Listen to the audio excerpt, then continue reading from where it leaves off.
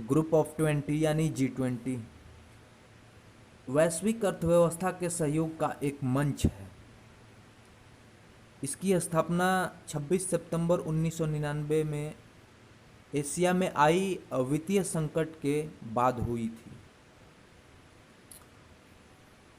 या इसमें G20 देशों के दुनिया की 60% आबादी और दुनिया के जीडीपी के 80% और दुनिया की व्यापार का 75% देश इसमें शामिल होते हैं।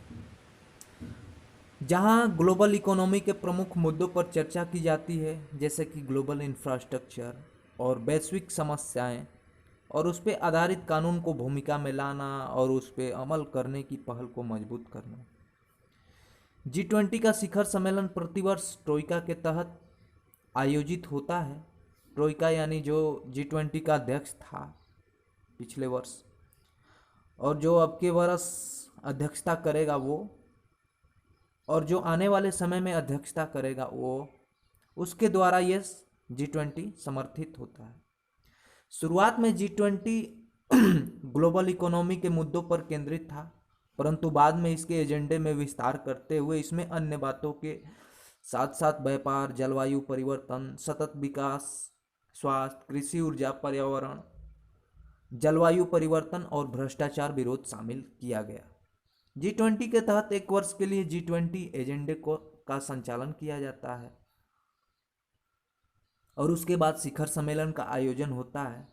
जैसे कि एक वर्ष के लिए कोई काम को सेट किया जाता है, इसके बाद उसका शिखर सम्मेलन होता है जिसमें सभी देश के राष्ट्रीय अध्यक्ष शामिल होते हैं शिखर सम्मेलन में, और वो शिखर सम्मेलन का आयोजन होता है, जिसका कि दो प्रमुख ट्रैक हैं, विट ट्रैक और शेरपा ट्रैक। विट ट्रैक का नेतृत्व वित्त मंत्री तथा सेंट्रल बैंक के गवर्नर करते हैं, जबकि शेरपा ट्रैक का नेतृत्व शेरपा अध्यक्ष करते हैं। सभी राष्ट्रों का एक शेरपा अध्यक्ष होता है। इस बार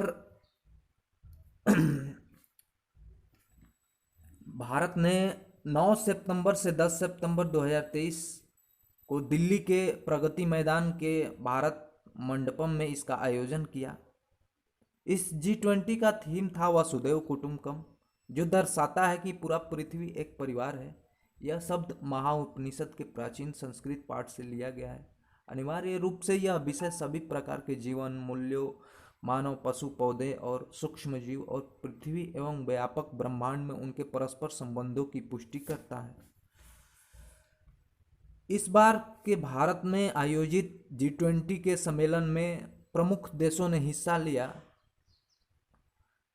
और प्रमुख देशों के राष्ट्रीय अध्यक्षों को भी आमंत्रित किया गया, जैसे बांग्लादेश, मिस्र, Mauritius, Netherland, Nigeria, Oman, Singapore, Spain भी शामिल हुआ। स्पेन एक अस्थायी सदस्य है इस G20 का, जो, और संयुक्त अरब अमीरात G20 के अंतर्राष्ट्रीय संगठन है, भी इसमें हिस्सा लिया और उन्हें भी भारत ने आमंत्रित किया था।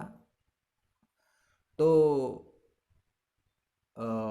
यूनाइटेड नेशन भी इसमें शामिल हुआ, इंटरनेशनल मॉनेटरी फंड, विश्व bank, World Health Organisation, World Trade Organisation, International Labour Organisation, Financial Stability Board, the Organisation for Economic Cooperation and Development, astronomical unit के chairman, New Partnership for Africa Development के chairman, ASEAN chairman, Asian Development Bank के bank, industry standard architectures, the coalitions for disasters resilient infrastructures के chairman को भी शामिल किया गया।